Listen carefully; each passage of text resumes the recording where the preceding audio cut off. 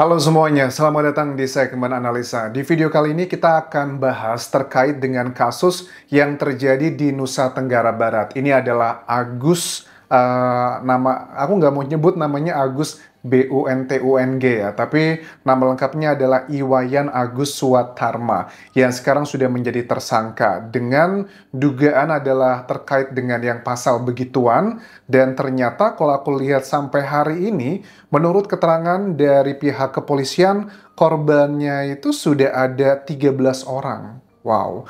Dan 3 diantaranya itu masih dalam kategori di bawah 18 tahun. Masih di bawah umur teman-teman, antara 15 sampai 16 tahun itu adalah usianya. Nah, waktu awal-awal kita ngebahas kasus ini kan, kita melihat baru dari yang superficial. Tetapi dengan semakin banyaknya data-data yang sekarang bermunculan, bahkan kita juga melihat Agus di sosial medianya menunjukkan bahwa dia punya kemampuan yang nyaris sama dengan orang yang tidak mengalami yang seperti dia alami tanpa kedua tangan ya. Dia bisa mengendarai motor, dia bisa main alat musik, dia bisa ngebales pesan juga untuk sosial medianya, lewat kakinya juga bisa. Dan dia bisa melakukan banyak hal, makan, minum, bahkan juga dia ngebuat video-video yang cukup trending kalau ya gaya-gaya anak muda gitu ya. Di TikTok juga ada, terus juga ada beberapa statement-statement dari dosen-dosennya atau teman-temannya yang mayoritas ini banyak hal-hal negatif juga. Kalau cuma 1-2 orang menilainya negatif, kita bisa pahami, itu mungkin tidak mewakili atau tidak bisa dianggap penting. Tapi ini banyak banget loh teman-teman. Bahkan ini ada salah satu liputan dari TV One, ada rekamannya Agus yang dugaannya itu sedang merayu salah satu calon yang akan dibegitukan. Oke, sebelum kita bahas lebih lanjut, coba kita simak dulu rekamannya tersebut. Apakah ini sudah bisa menjustifikasi bahwa penetapan dari Polda NTB menetapkan Agus sebagai tersangka dengan sudah ada 2 alat bukti, itu sudah tepat atau belum? Coba kita simak cuplikannya berikut ini. Jangan mau merusak diri. Saya percaya kakak bisa. Oke, kata-katanya gini. Kakak cantik, jangan mau merusak diri. Saya percaya kakak bisa. Punya ilmu kan? Punya ilmu kan? Karena berilmu. Dan inilah barang bukti baru itu. Saya tidak senang orang lemah. Lap air mata itu. Saya tidak suka orang lemah. Lap air mata itu. Untuk ukurannya, nanti kayak apa pun tambah. Kakak bersih sampai kakak sholat pasti tidak bisa sholat. Kakak bersih, sampai kakak sholat pun tidak bisa. Karena ada ganjalan. Karena ada Rekaman ganjalan di amatir hati. berdurasi 3 menit ini direkam oleh seorang wanita yang diduga akan menjadi korban tersangka Agus. Kakak kan perjuangan kakak ya Allah. Hanya hidup sendiri dan berjuang sendiri. Benar nggak? Oh, ini dia menggunakan kayak masuk ke dalam hal yang pribadi gitu. Kakak kan hanya hidup sendiri, berjuang sendiri, benar tidak? Nekat gara-gara hal sepele. Kakak mau nekat lagi? Kakak mau nekat lagi? Bisa nggak aku minta jangan nekat? Oh, bisa nggak aku minta jangan nekat? Ini udah kayak mau dekat gitu loh, padahal ini baru pertama kali ketemu loh. Hebat ya, orang baru pertama kali ketemu, tapi sudah mau terbuka seperti itu sama Agus, punya kemampuan yang luar biasa. Coba. Bertobatlah. Nyawa saya kasih kakak. Nyawa saya kasih ke kakak.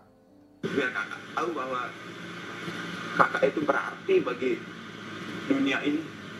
Setengah percaya, sedikit percaya. Itu pikiranmu sekarang. Setengah percaya, sedikit percaya. Itu pikiranmu sekarang. Ini kata-katanya udah kayak seorang motivator ya. Karena kamu baru kenal saya bisa baca langsung kok. Bingung kenapa saya ngomong gini. Kamu kira saya sama modus sama kayak cowok yang lain? Benar kan? Modus itu ingin buktinya dia ngerusak kamu. Oh, apakah kamu pikir aku sama kayak cowok lain? Buktinya dia ngerusak kamu gitu. Walaupun kita berdua di kamar. Nah, ini dia nih kata-katanya. Kalaupun kita berdua di kamar, saya tidak bisa apa-apa sama. Saya tidak bisa apa-apa. Saya dimandiin sama mama. Saya bukan sama. Saya masih dimandikan sama mama. Sama kayak cowok yang lain. Biar jelas. Karena cowok itu Saya nggak sama cowok-cowok yang lain. banyak manfaatin kan? Kamu mau berubah atau tidak? Kalau kamu nak mau berubah, saya pergi. Tapi kalau kamu berubah, saya akan tetap di sini dengan mengasih tahu bagaimana cara kesuksesan kamu. Ini berasa kayak MLM banget ya. Kalau kamu mau berubah, saya akan tetap di sini. Kalau nggak mau, saya akan pergi. Saya akan ngasih tahu cara kamu untuk menuju kesuksesan. Ya, jadi Wow, jujur aku agak sedikit speechless ya. Sebenarnya dari rekaman ini tidak bisa menjadi satu hal yang justifikasi bahwa Agus adalah pelakunya. Tidak bisa secara langsung. Tetapi dengan adanya rekaman ini menunjukkan bahwa Agus itu tidaklah lemah itu gitu loh. Karena aku pikir awalnya karena kan dia menggunakan narasi pada saat di video pertama kita bahas, dia bilang begini, saya itu mau mandi atau mau makan, mau pakai baju, itu selalu diurusin sama ibu saya, sama bapak saya. Mana mungkin saya melakukan hal seperti itu?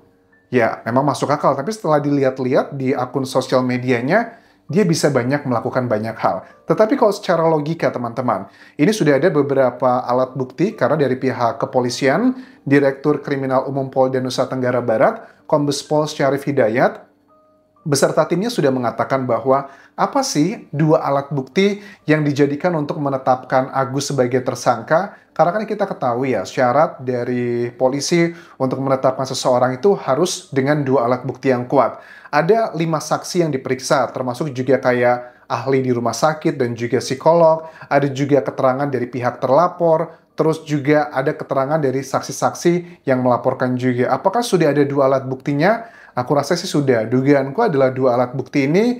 Pertama adalah keterangan dari korbannya sendiri. Itu kalau untuk pasal yang seperti ini ya, itu nggak butuh dua alat bukti. Satu alat bukti aja udah cukup. Nah, kemudian aku melihat background-nya.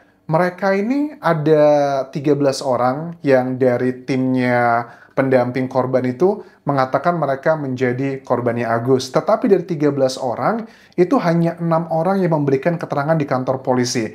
Nah, dengan fakta ini justru semakin menguatkan bahwa di daerah, apalagi di Jakarta deh, kurang lebih yang sudah relatif lebih kota, perempuan mau melaporkan hal seperti itu kan kayak rasanya itu aib banget. Tapi sampai dia mau melaporkan seperti itu, artinya memang bukan cuma 1 orang, tapi 6 orang.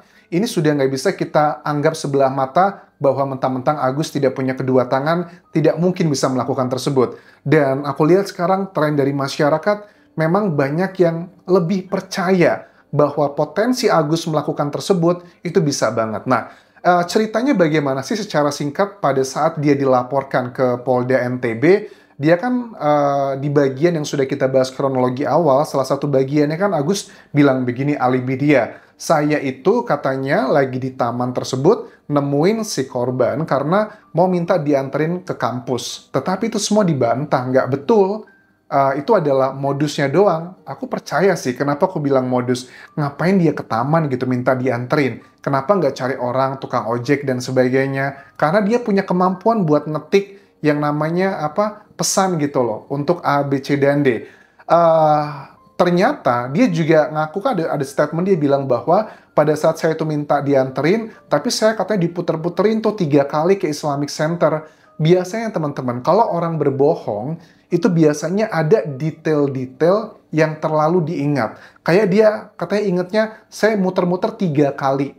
Biasanya kalau orang jujur, dia nggak inget diputerinnya berapa kali, tapi dia inget banget 3 kali. Kok dia ngitungin gitu? Itu ada kecurigaan yang aneh di situ. Terus dia juga bilang bahwa, dia kan bilang pengakuannya Agus bahwa yang buka pintu, yang bayar tempat penginapan tersebut, yang harganya 50.000 adalah si korban gitu. Nah, kalau ini ada yang diakui bahwa betul yang bayar itu adalah korbannya, tapi karena disuruh sama Agus katanya, bayar sana gitu.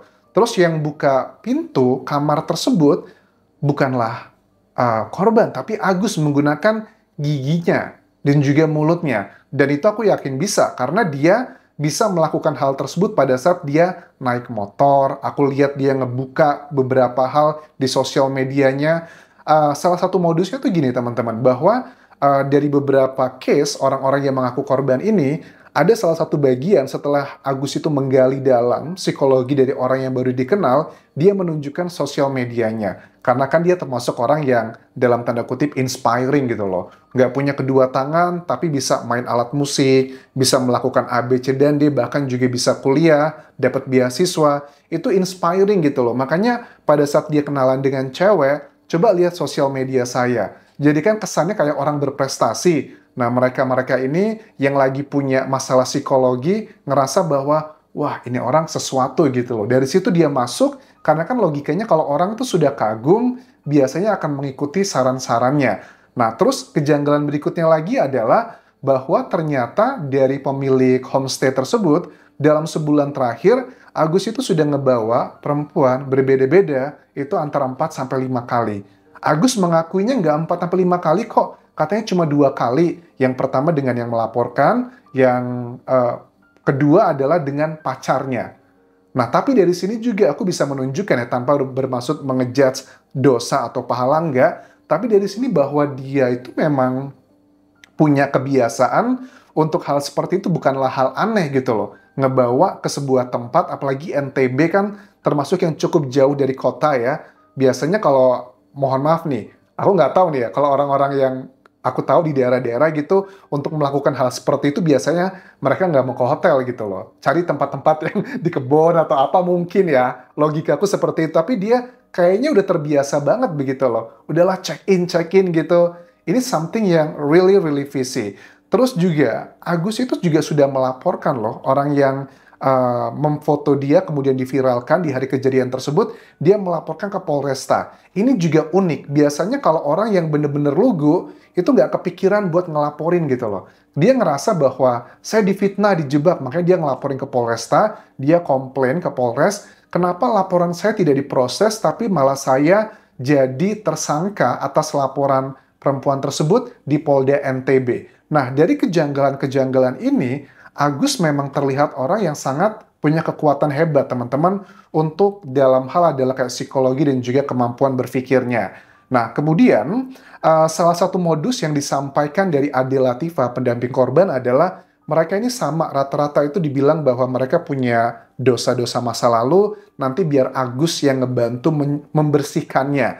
Misalnya begini, bahwa Agus itu memberikan doktrinnya itu nggak usah khawatir, karena di kamar itu saya nggak bisa ngapa-ngapain kamu, karena saya aja masih dibantu untuk kebutuhan sehari-hari oleh ibu saya, bapak saya, begitu. Ada salah satu keterangan dari orang-orang yang ada di dekatnya Agus, misalnya kayak Lalu Wisnu Prabdita, ini rekannya Agus, bahkan juga ada keterangan dari dosennya. Nah, yang pertama adalah dari Lalu ini bilang bahwa Agus itu memang punya kemampuan berbicara dan komunikasi, motivasi yang sangat bagus banget, dan dia itu tidak seperti orang-orang yang berkebutuhan khusus pada umumnya. Bahkan dia tidak banyak bergaul dengan teman-teman yang senasib, tapi lebih dengan mereka yang memang pada umumnya yang punya kondisi fisik yang normal. Dan dia tidak mau disamakan dengan mereka. Kemudian juga salah satu dosennya bilang begini, Agus itu mendapatkan beasiswa per tahun itu di kampusnya sekitar 13 juta.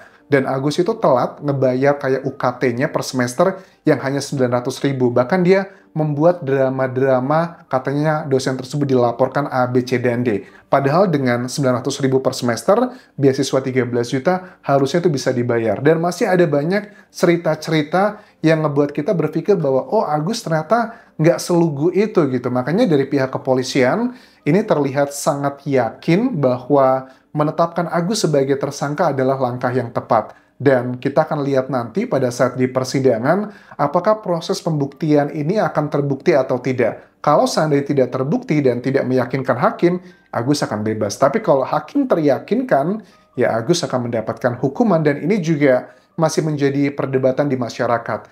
Apakah kalian percaya Agus adalah pelakunya, ataukah Agus hanyalah sekedar menjadi korban dari penjebakan? Oke, silakan tuliskan di kolom komentar ini. Kita akan update kelanjutannya. Kalau ada update terbaru, kalian bisa tinggalkan di kolom komentar video ini, ataupun juga ke Facebook pageku, akun TikTokku, ataupun juga Instagram di Anjas Asmara. Sampai jumpa semuanya.